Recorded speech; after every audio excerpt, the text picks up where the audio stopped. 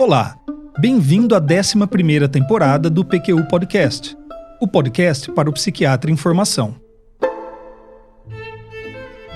Aqui é evidência com opinião. Eu sou Vinícius Guapo e é uma satisfação tê-lo como ouvinte. A psicofarmacologia revolucionou a maneira como pacientes psiquiátricos são tratados. Sua história é recente e foi só em meados do século passado que a primeira medicação eficaz no tratamento de um transtorno psiquiátrico foi descoberta. Era o antipsicótico clorpromazina. Especificamente no tratamento de pacientes com esquizofrenia, teve mais uma descoberta com impacto significativo na assistência aos pacientes, a clozapina.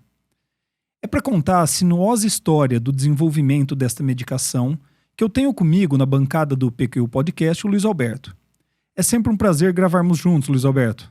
Nossa, nem diga, Vinícius. Precisamos fazer isso com mais frequência. E obrigado pelo convite. Eu que agradeço sua presença. O que eu pretendo fazer é que comecemos contando a história do desenvolvimento da clozapina, baseados no artigo publicado no periódico History of Psychiatry em 2007, intitulado A História da Clozapina e de seu surgimento no mercado dos Estados Unidos, uma revisão e análise. E certamente aparecerão oportunidades para você contar a história que presenciou e participou da chegada da clozapina no Brasil. Perfeito. Presenciei mesmo, Vinícius, no início da década de 1990. Acompanhei de perto o lançamento da clozapina em nosso meio e fui um dos primeiros a tratar pacientes com essa medicação. Legal. Mas antes de seguirmos, por favor, dê o nosso recado institucional, Luiz Alberto. Claro. O PQU Podcast é uma iniciativa nossa, independente, mantida com recursos próprios e que tem como objetivo primeiro a divulgação de informações e opiniões que julgamos ser de interesse para o psiquiatra em formação. Feito. O clima na comunidade científica e na indústria farmacêutica após a descoberta da clorpromazina em 1952 era de euforia.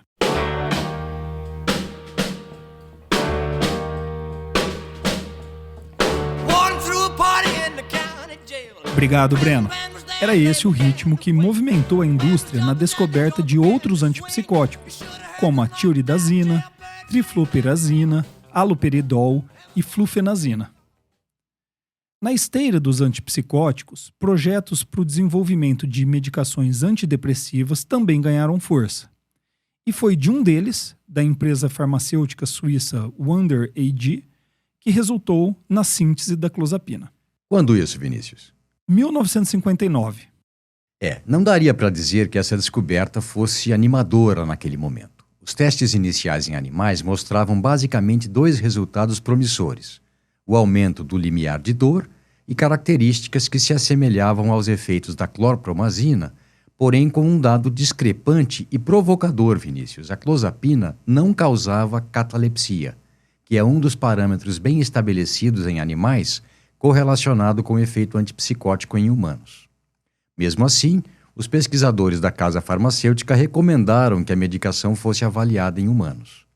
O primeiro resultado, de aumento do limiar da dor, logo se mostrou nada mais do que um artifício técnico, uma interferência nos eletrodos colocados na cavidade oral dos animais, causada pela hipersalivação típica da clozapina. O efeito antipsicótico havia de ser testado. Em 1962, 2 ensaios clínicos foram conduzidos. Um deles nunca publicado, provavelmente pelo fato de ter resultados negativos, mas o outro, de Gross e Langner, indicando a eficácia antipsicótica da clozapina, foi publicado em 1966. Alguns poucos ensaios subsequentes confirmaram esses dados e mostravam que a clozapina exercia efeito antipsicótico nos pacientes sem os efeitos colaterais extrapiramidais típicos da clorpromazina. Provavelmente motivada por esses resultados, em 1967, a Sandoz, à época um gigante do ramo farmacêutico suíço, comprou a Wonder AG. E nesse ponto, inaugura-se uma nova fase do desenvolvimento da clozapina. A Sandoz era um laboratório capaz de levar os ensaios clínicos com a medicação para um outro nível. E ainda tinha presença de mercado para apresentar e disponibilizar a droga para a comunidade médica. Na prática, entre 1966 e 1969, o número de voluntários que haviam usado clozapina experimentalmente foi de 100 para 2.200. E o resultado dessa expansão foi a chegada da clozapina ao mercado da Suíça e Áustria em 1972, Alemanha Ocidental em 1974, Finlândia em 1975. Mas não pensem que a clozapina tenha sido recebida com euforia pela comunidade médica. Pelo contrário, todos os antipsicóticos conhecidos até então apresentavam efeitos colaterais extrapiramidais importantes. Associado a isto, o próprio desenvolvimento destas medicações em estudos animais dependiam da capacidade de promoverem catalepsia. A clozapina não causava parkinsonismo ou catalepsia, e por isso a sua eficácia era vista com desconfiança. O psiquiatra, professor e pesquisador alemão Hans Hippius disse o seguinte sobre este período. Para nossa surpresa, descobrimos que a clozapina, diferente de todas as outras medicações, não causava efeitos extrapiramidais, apesar de se mostrar um antipsicótico eficaz. Este achado era quase inacreditável, já que naquela época o dogma da psicofarmacologia dizia que os efeitos extrapiramidais andavam em conjunto com os efeitos terapêuticos de um antipsicótico. De fato, Vinícius, havia nessa época até protocolos de neuroleptização, que partiam da premissa de que o surgimento de reações extrapiramidais fosse indicativo de que o paciente estava impregnado de medicação, ponto a partir do qual o efeito terapêutico já seria observável. Era nesse clima de empolgação acadêmica com a possibilidade de se concretizar o desenvolvimento de uma droga inovadora e certa desconfiança por parte dos médicos que a prescreviam na prática, que em 1973...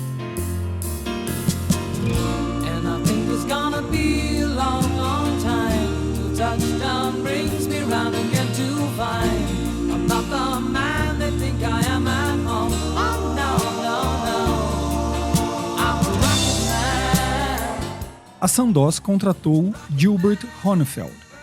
É isso mesmo, Breno, anos 70. Gostei da música. Honefeld era psicólogo com experiência na pesquisa clínica de psicofármacos e foi contratado como diretor de pesquisa e desenvolvimento da clozapina. Em 1974, a Sandoz já conduzia estudos abertos de fase 2 em voluntários saudáveis, com vistas em uma oportuna submissão da clozapina ao FDA americano. Os resultados iniciais eram promissores, e um primeiro ensaio clínico, duplo cego e randomizado, conduzido nos Estados Unidos, já estava em andamento, em um grande estudo multicêntrico, com amostra prevista de 300 pacientes, comparando a clozapina à clorpromazina, era projetado. Depois de um longo período de incubação, a clozapina começava a despontar como uma realidade. E é nesse momento que uma tragédia, até hoje pouco compreendida, coloca fim abruptamente a esse período de empolgação. Como Vinícius contou, em 1975 a clozapina chegou ao mercado finlandês e entre junho e julho desse ano, 8 mortes relacionadas ao uso de clozapina ocorreram, levando a agência governamental a remover a medicação do mercado daquele país e de vários outros países europeus no dia 28 de julho de 75. Em setembro, um grupo de pesquisadores do Comitê Nacional de Saúde da Finlândia publicou um artigo no Lancet relatando um fenômeno preocupante. Após 4 meses da liberação do uso de clozapina no país, 18 pacientes haviam desenvolvido algum tipo de desordem hematológica, sendo que 16 deles tiveram a granulocitose e 9 vieram a óbito. Na publicação seguinte do Lancet, em outubro, Griffith e Saamelli, pesquisadores ligados à Sandoz, revisaram todos os casos conhecidos e suspeitos de agranulocitose associados ao uso da clozapina no mundo todo e chegaram à conclusão de que a frequência na Finlândia havia sido 20 vezes maior do que em qualquer outro país. Isso é muito intrigante. Pois é, Vinícius. E como os dados comparando as ocorrências de agranulocitose por clozapina com outras medicações, especialmente a clorpromazina ou outros antipsicóticos, não mostravam um risco maior daquela droga, os olhos dos investigadores se voltaram para a Finlândia e a população afetada. Amsler e colaboradores, patrocinados pela Sandoz, publicaram em 1977 o resultado de uma análise mais detalhada dos casos da Finlândia. Eles encontraram que todos os casos de agranulocitose, fatais ou não, ocorreram nos primeiros 3 meses de uso da medicação. Todas as mortes foram por infecções oportunistas em pacientes em que a agranulocitose não foi detectada precocemente e a medicação não foi suspensa a tempo.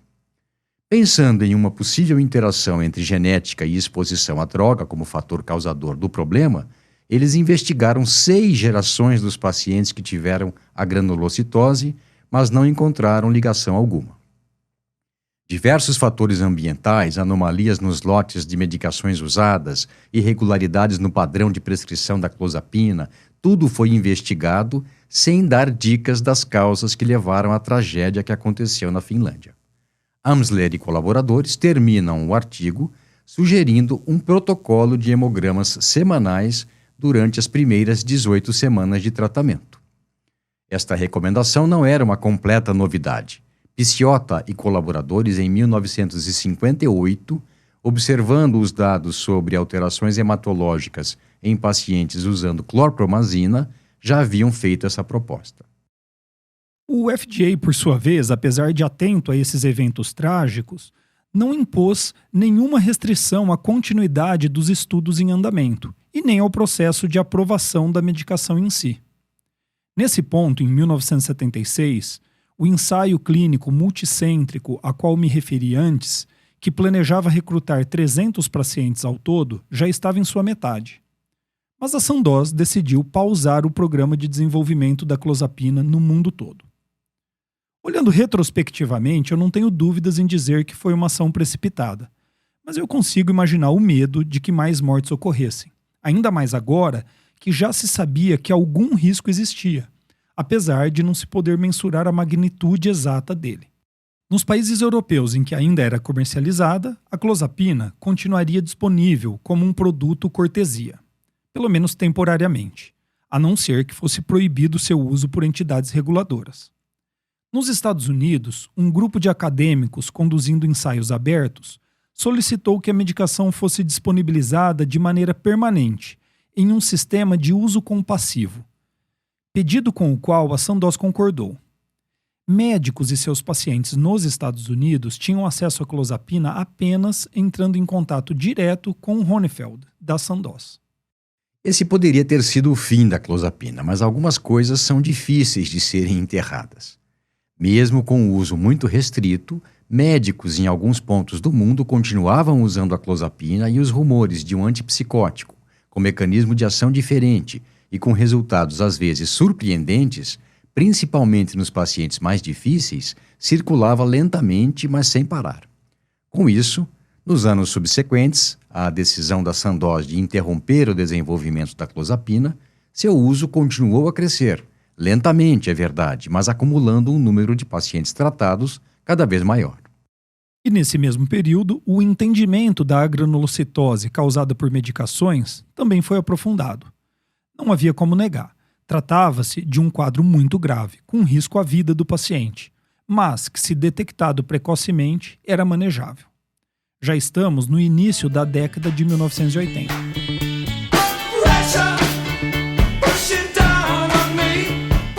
E a orientação das políticas de saúde sobre a administração Reagan era de contenção de gastos públicos e maior envolvimento do setor privado nos serviços de saúde. A clozapina tinha o apelo de se propor a tratar os pacientes mais refratários, justamente os que geravam mais custos, principalmente com longas internações. A promessa de diminuir a frequência e a duração das internações e a consequente redução de gastos era muito bem vista. Nesta época foram implementadas mudanças no FDA quanto ao período de exclusividade no mercado garantido para a indústria que desenvolvesse uma nova medicação. Como a droga havia sido patenteada em 1960, a Sandoz já havia perdido o direito à exclusividade. Mas, com estas mudanças, ela voltaria a tê-lo, porém por um período de tempo menor. Mas era agora ou nunca. E foi nesse contexto que, em 1982, a Sandoz resolveu retomar o programa de desenvolvimento da clozapina. No episódio 223 do PQ Podcast, o Vinícius apresentou o artigo e contou os bastidores de como foi desenvolvido o estudo que deu embasamento técnico para que a clozapina deixasse para trás anos de banimento e voltasse às prateleiras das farmácias. Se ainda não escutou esse episódio, caro ouvinte, vale a pena. Mas você terminou aquele episódio, Vinícius, sem dizer como a Sandoz atendeu a uma das solicitações do FDA de que, além dos dados de eficácia e segurança, ela precisaria ter um plano prático para o manejo dos riscos relacionados ao uso da clozapina, particularmente o risco de agranulocitose. Exatamente, Luiz Alberto. Depois de publicado o artigo de Kane e colaboradores, em 1988, não restava dúvida sobre a eficácia superior da clozapina. Além disso, a experiência de uso na Europa e mesmo nos Estados Unidos mostrava que a monitorização hematológica frequente e regular, seguida de intervenção precoce e agressiva, era um modelo que garantia segurança aos pacientes. Tanto que, em 1989, o FDA aprovou sua comercialização nos Estados Unidos com o nome de Clozaril. Porém, enquanto na Europa tal monitoramento era executado pelos médicos assistentes dentro da estrutura oferecida pelos sistemas governamentais de atenção à saúde, nos Estados Unidos tal estrutura, lá chamado de Medicaid, era frágil, em alguns lugares quase que inexistente. Deixar esse cuidado por conta e risco dos médicos assistentes não era o plano do FDA. E, portanto, não era também o plano da Sandoz. Eles decidiram, então, criar um novo sistema, exclusivamente para dispensação do Clozaril e monitoramento dos pacientes, que deveria operar paralelo ao sistema de saúde padrão. Foi assim que nasceu o Clozaril Patient Management System. Um contrato com uma empresa de home care com mais ampla rede de assistência no país à época garantia que, semanalmente, o paciente em uso de clozapina em qualquer lugar dos Estados Unidos ia ter seu sangue coletado e enviado para análise. E só depois que seu médico assistente recebesse esse resultado, a medicação poderia novamente ser dispensada ao paciente, exclusivamente pelo serviço de home care. O processo todo se repetia semanalmente. Não há dúvidas de que as demandas do FDA quanto a um método seguro de monitoramento do risco de agranulocitose estavam atendidas. A questão era saber da viabilidade do Clozaril e os serviços que acompanhavam no mercado. A medicação passou a estar disponível, portanto, aos pacientes nos Estados Unidos em fevereiro de 1990.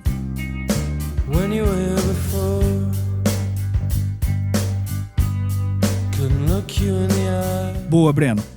Mas vai lá, Luiz Alberto. Quanto que você acha que isso vai custar? Caro. Muito caro.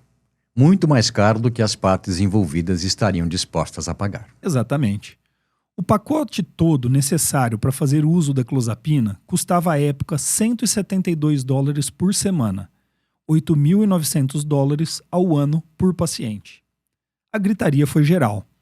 Em poucos meses, uma investigação antitrust foi instalada para investigar a estratégia de venda que a Sandoz havia montado para a clozapina. Esse processo chegou ao Senado, que promoveu audiências públicas. Alguns estados da federação defendiam que o sistema de monitoramento era desnecessário. Outros, que o seu sistema de saúde, o Medicaid, tinha condições de oferecer um serviço de monitoramento seguro por um preço muito, muito menor.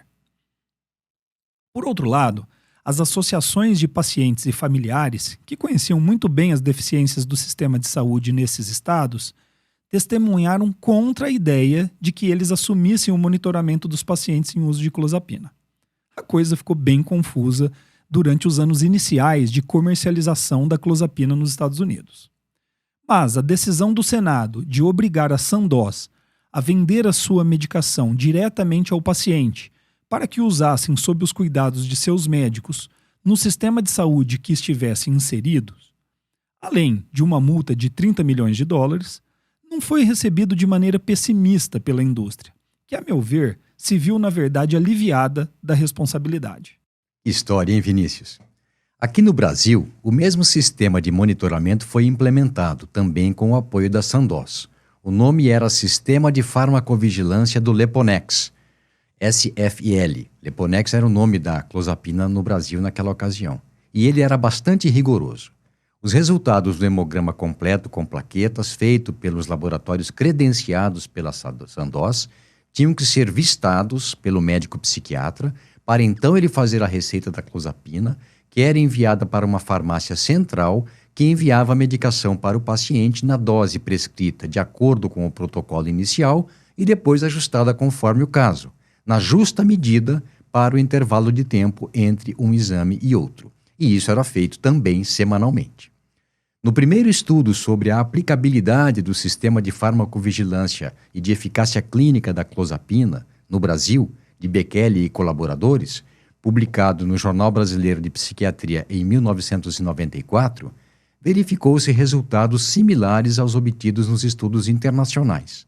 Redução significativa e relevante da sintomatologia em 85% dos 34 pacientes observados. Apenas um caso de granulocitopenia detectada precocemente que levou à suspensão da medicação, mas que evoluiu com o retorno de leucócitos aos níveis normais e sem maiores incidentes. Legal. E eu participei desse estudo observacional com 2 pacientes. Era um protocolo muito rígido que exigia que os pacientes não estivessem hospitalizados.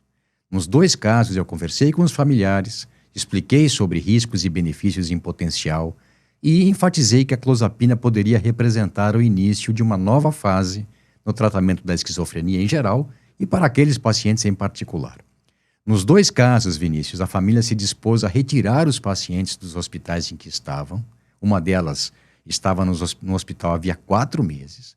Fizeram um washout de 15 dias em casa em regime de internação domiciliar, período em que só se poderia utilizar benzodiazepínicos, diazepam e lorazepam, se eu bem me recordo, para somente aí começarem a tomar a clozapina. Impressionante. Esse é um capítulo peculiar da história da psiquiatria mesmo. É verdade. E como eles melhoraram, Vinícius, uma coisa verdadeiramente impressionante. Ambos os casos com diagnóstico de esquizofrenia indiferenciada há anos, de ultra difícil tratamento, que provavelmente passariam a vida num indo e vindo de hospital psiquiátrico para casa e para outro hospital psiquiátrico, ambos com quadros delirantes alucinatórios desorganizados, tiveram um ponto de virada nas suas vidas com o tratamento realizado. Nenhum deles foi internado de novo, e isso em um segmento de 15 a 20 anos desde o início do tratamento com clozapina. E você já viu casos de granulocitose em pacientes seus tomando clozapina, Luiz Alberto? Sim, 2. Nenhum deles fatal. Um detectado precocemente, não pelo exame, pois ele já estava tomando o remédio havia anos, então os exames eram feitos a intervalos um pouco maiores, mas sim por ter apresentado quadro febril. E outro, na mesma situação, após anos de tratamento, depois que resolveu parar, e depois de algumas semanas recomeçar o tratamento com a dose que tomava antes, sem fazer aquela escalada gradual, como se recomenda.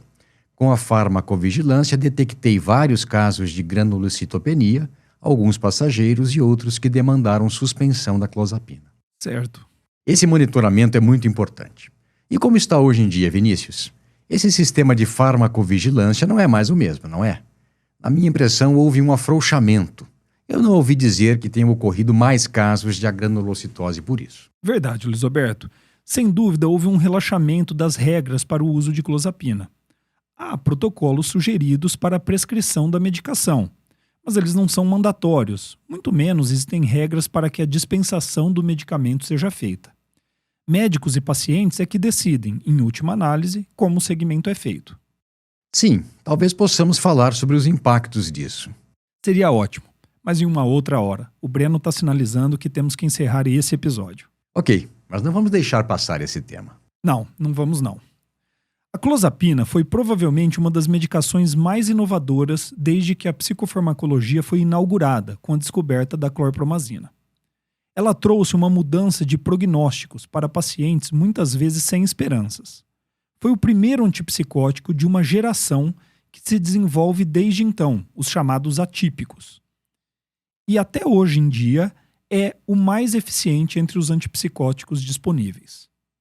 Eu quis contar para você, psiquiatra em formação, essa saga, pois acredito que sabendo da história podemos avaliar melhor nosso presente e nos prepararmos para o futuro. Em uma época em que toda nova medicação quer se dizer revolucionária, é bom saber exatamente o que é que isso significa. Um abraço, caro ouvinte. Muito obrigado, Luiz Alberto. Eu que agradeço, Vinícius. Um abraço e até a próxima. Você ouviu mais um episódio do PQU Podcast. Siga-nos no Instagram e acesse nosso site pqpodcast.com.br, onde encontrará todos os episódios já publicados com as respectivas referências, organizados por data, autor e sessão. Agradecemos sua atenção.